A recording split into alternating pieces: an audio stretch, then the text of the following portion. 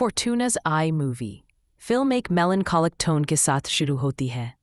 Background में हल्का piano music बजता है, उदास और हल्का सा हॉन्टिंग। कैमरा जूम करता है एक छोटे से लड़के पर, शिनिचिरो कियामा।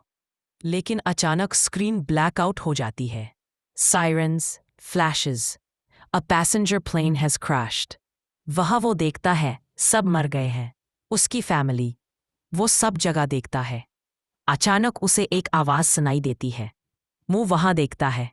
एक जगह एक छोटी बच्ची फांसी हुई है। वो उस देखता है, पर वो कुछ कर नहीं पाता, क्योंकि वो काफी छोटा होता है। उसे समझ नहीं आता कि वो क्या करे। अचानक से एक प्लेन का टुकड़ा ऊपर से गिरता है और वो बच्ची उसमें दब जाती है। छोटा शिनिचिरो एकदम अकेला रह जाता है। उसके चेहरे पे शून्य, खौफ और गिल्ट। सीन शिफ्ट होता है एक छोटे सा कार रिपेयर शॉप। कैमरा एक लड़के के हाथ पर फोकस करता है जो कार के स्क्रूज खोल रहा है।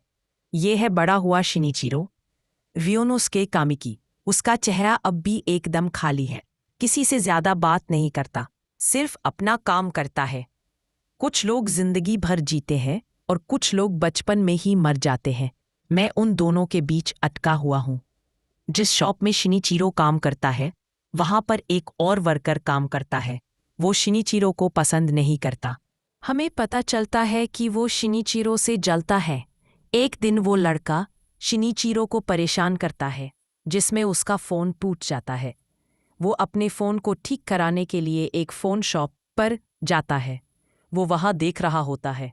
उसे एक लड़की मिलती है जिसका नाम आयोई होता है। वो उसी फ़ोन शॉप पर काम करती है।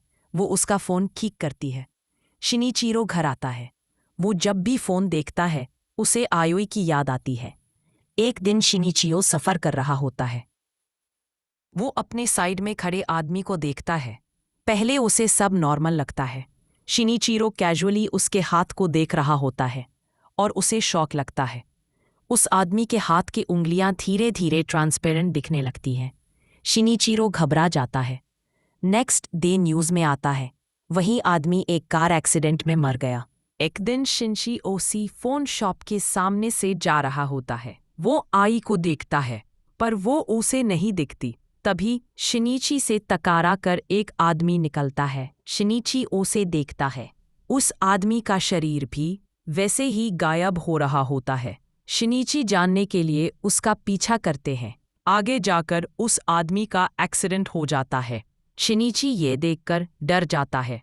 शिनिचिरो अपनी आंखों को बार बार आईने में चेक करता है, लेकिन उसे समझ आता है कि अब उसके पास एक शक्ति आ गई है, फॉर्ट्यूनाज आई। शुरू में उसे लगता है कि शायद ये एक वार्निंग सिस्टम है जिससे वो लोगों को बचा सकता है, लेकिन फिर उसे मालूम पड़ता है जब भी वो किसी को बचाता है, उसके अपने लाइफ के साल कम हो जाते हैं। एक सिंबॉलिकली ये एक कर्स बन जाता है। उसकी आंखें अब एक बूंद नहीं, एक बोझ बन गई हैं। एक दिन शिनिची देखता है उसका फ़ोन फिर से खराब हो रहा है। वो फिर आई के पास जाता है अपना फ़ोन ठीक कराने। शिनिचिरो के लिए दुनिया फिर से गिर जाती है।